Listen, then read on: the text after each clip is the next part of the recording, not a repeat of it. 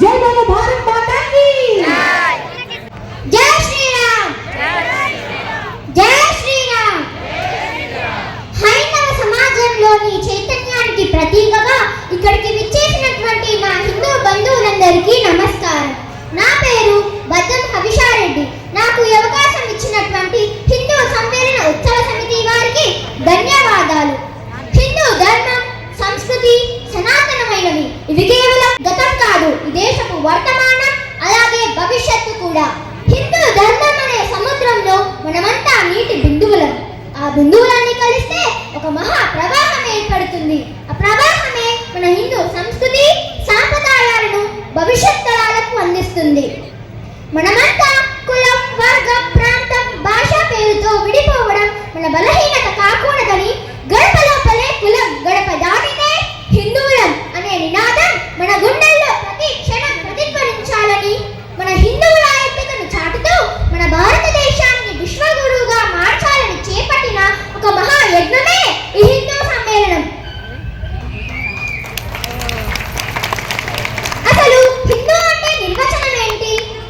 ఎవరైతే తెలిసి హింస చెయ్యరో, ఎవరైతే అందరి మంచిని కోరుతారో, ఎవరైతే సర్వే జనా సుఖినో భవంతు అని, లోకా సమస్త సుఖినో భవంతు అని మంచి మనసుతో ప్రార్థిస్తారో వారే నిజమైన హిందువు. ఆర్ఎస్ఎస్ శతాబ్ది ఉత్సవాలలో భాగంగా భారతదేశంలో 1,00,000కు పైగా హిందూ సమ్మేళనాలను నిర్వహిస్తున్నారు. ఆర్ఎస్ఎస్ ఈ హిందూ సమ్మేళనాల ద్వారా హిందూ సమాజంకు 5 ముఖ్యమైన జీవన సూత్రాలను అందిస్తుంది. హిందూ సమాజంలో కుల వివక్షను తొలగించి హిందువులందరినీ ఏకం చేయాలనేదే ఈ హిందూ సమ్మేళనం యొక్క ప్రధాన లక్ష్యం. ఒక వ్యక్తి అసలు ఆర్ఎస్ఎస్ లో చేరితే నాకు ఏం లాభం అని అడిగాడు. అప్పుడు ఒక మహానుభావుడు, ఆర్ఎస్ఎస్ లో చేరితే మనకి ఏం లాభం ఉండదు, పైగా ఏదైనా ఉంటే అది కూడా కోల్పోతారు. ఆ ధైర్యం ఉంటేనే సంఘంలో చేరండి. సంఘం పని అంటేనే స్వయంగా కోల్పోవడం, దేశాన్ని బలపరచడం. సంఘం పని అంటే తిరిగి పందుల పని కాదు, స్వార్థపరుల పని అసలే కాదు. మీ మనసులో ఒకవేళ స్వార్థం ఉంటే సంఘానికి దూరంగా ఉండండి. అదే మీకు క్షేమం, మాకు క్షేమం, మన దేశానికి కూడా క్షేమం అన్నాడు మన మోహన్ భగవత్ గారు. మరి ఆర్ఎస్ఎస్ లో చేరితే ఏమవుతుంది? మనం ఆర్ఎస్ఎస్ నుండి ఏం నేర్చుకోవచ్చు? దేశభక్తి, నైతిక విలువలు, సమాజ సేవే లక్ష్యం, భారతదేశ సంస్కృతి సాంప్రదాయాల పరిరక్షణే ధ్యేయం, అనువనువున దేశ హితం, భరతమాత సేవకు ప్రాధాన్యం. అదే ఆర్ఎస్ఎస్, రాష్ట్రీయ స్వయం సేవక్ సంఘ్. ఇది కేవలం ఒక పేరు కాదు, ఒక భావజాలం. భారతీయులందరినీ ఏకం చేసి మన భారతదేశ సంస్కృతి సాంప్రదాయాలను కాపాడుతూ మన భవిష్యత్ తరాలకు అందించాలని దీర్ఘకాలిక లక్ష్యంతో పనిచేస్తున్నటువంటి సంస్థే ఆర్ఎస్ఎస్. మరి డాక్టర్ హెడ్గేవార్కు స్ఫూర్తి ఎవరు? ఆర్ఎస్ఎస్ ను స్థాపించాలనే ఆలోచన ఎప్పుడు వచ్చింది? ఆర్ఎస్ఎస్ ఈ 100 ఏళ్ల ప్రయాణంలో ఎదుర్కొన్న సవాలు, గెలిచిన విజయాలు, సమాజానికి చేసిన సేవ గురించి క్లుప్తంగా తెలుసుకుందాం. 1889 ఏప్రిల్ 1న జననం. 1897 జూన్ 22న విక్టోరియా రాణి యొక్క పట్టాభిషేక ఉత్సవాలు జరుగుతున్నాయి. కానీ ఒక 8 ఏళ్ల బాలుడు మాత్రం పాఠశాలలో జరిగే ఉత్సవాలలో పాల్గొనకుండా ఇంటికి బాధగా తిరిగి వచ్చాడు. మన సాంప్రదాయాలను నాశనం చేసినటువంటి ఆ బ్రిటిష్ వారి వేడుకలను మనం ఎందుకు జరుపుకోవాలి అని బాధపడ్డాడు. అంత చిన్న వయసులోనే మన హిందూ జాతీయవాదం ఆ బాలుడిలో ఎంత గొప్పగా ఉందో స్పష్టంగా తెలుస్తుంది. అతనే మన డాక్టర్ హెడ్గేవార్.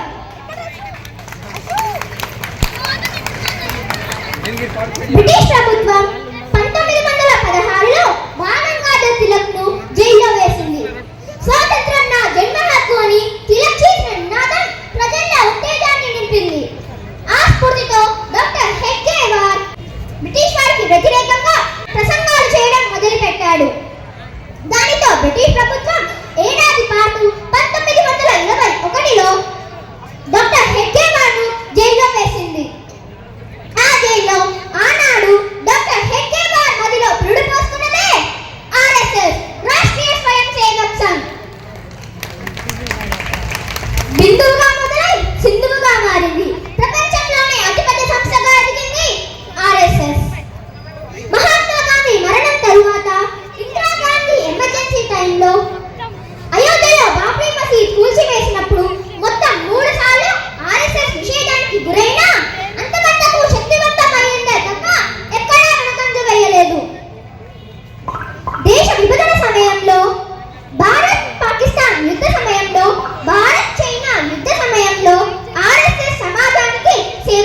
రూపొందించింది. ఒడిశాలో జరిగిన భయంకర తుఫాన్ నుండి భూపాల్ గ్యాస్లీ ట్రాజడీ వరకు, సిక్కుల అల్లర్ల నుండి గుజరాత్ భూకంపం వరకు, కరోనా సమయంలో, కరువు కాటకాల సమయంలో ఆర్ఎస్ఎస్ చేసిన సేవలు దేశవ్యాప్తంగా ప్రశంసలు అందుకున్నాయి. ముఖ్యంగా రామ జన్మభూమి ఉద్యమం, ఈ ఉద్యమం ఆర్ఎస్ఎస్ పోరాటంలో చాలా కీలకమైంది. దేశంలో హిందువులంతా ఏకం చేసి చివరికి 2024లో అయోధ్యలో బాలరాముడి ప్రాణప్రతిష్ఠతో ఆర్ఎస్ఎస్ జీవితంలో తిరుగులేని విజయాన్ని సాధించింది. ఆర్ఎస్ఎస్ 100 సంవత్సరాలు పూర్తి చేసుకున్నందుకు ఆర్ఎస్ఎస్ సభ్యులకు శుభాకాంక్షలు తెలుపుతూ నమస్తే సదా వత్సలే మాతృభూమి వయా హిందూ భూమి సుఖం వర్ధితోహం మహామంగళే పుణ్యభూమే వదతే పదత్వేషకాయో నమస్తే నమస్తే. నేను చిన్నప్పుడే దగ్గర నుంచి చూసిన ఆర్ఎస్ఎస్ సభ్యుడు మా తాతగారైన స్వర్గీయ శ్రీ పద్దం సుభాష్ రెడ్డి గారు. మా కుటుంబంలో కూడా ఆర్ఎస్ఎస్ సభ్యులు ఉన్నందుకు నేను చాలా గర్వపడుతున్నాను. ఆర్ఎస్ఎస్ స్థాపన ముందు కూడా ఎంతో మంది మహనీయులు మన దేశం కోసం మరియు ధర్మం కోసం పోరాడారు. వారిలో కొందరి గురించి తెలుసుకుందాం.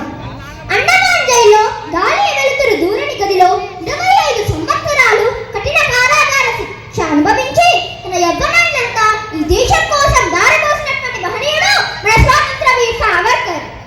మహాభారత యుద్ధంలో శ్రీకృష్ణుడు ఎలాగైతే ఎలాంటి ఆయుధం పట్టకుండా తన యుద్ధ వ్యూహాలతో యుద్ధాన్ని జయించి ధర్మాన్ని రక్షించాడో, మన సావర్కర్ కూడా ఎలాంటి ఆయుధం పట్టకుండా తన యుద్ధ వ్యూహాల రచనలతో డాక్టర్ హెడ్గేవార్, భగత్ సింగ్, సుభాష్ చంద్రబోస్ వంటి ఎందరో మంది యువతకు ఆయుధం పట్టి పోరాడే స్ఫూర్తిని కలిగించాడు.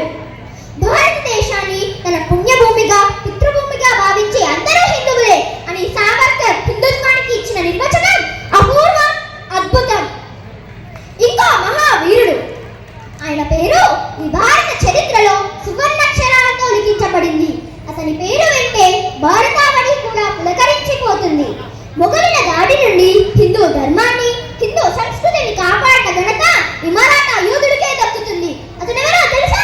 మన భరతమాత ముద్దు బిడ్డ ఛత్రపతి శివాజీ మహారాజ్. 2024లో అయోధ్యలో బాలరాముడి ప్రాణప్రతిష్ఠ, 2025లో ఆపరేషన్ సింధూర్ మరియు ఆర్ఎస్ఎస్ శతాబ్ది ఉత్సవాలు. ఇలా మన భారతదేశం వరుస విజయాలను సాధించడం చూసి అదిగో మన భారతీయ ధర్మ సింహాసనం మీద నవ యవ్వనంతో గతంలో కన్నా దేదీప్యమానంగా వెలుగుతూ మన భరతమాత ఆసీనురాలైంది. రండి ఆమెకు సాష్టాంగపడి మన జన్మలను ధన్యం చేసుకుందాం. ఆమెకు ప్రపంచంలో జగజ్జననిగా పేరు తేవడానికి నిత్యం కృషి చేస్తామని ప్రతిజ్ఞ చేద్దాం. జై బోలో భారత్ మాతా కీ జై శ్రీరామ్. ధన్యవాదాలు. అందరూ ఒకసారి గట్టిగా చెప్పండి.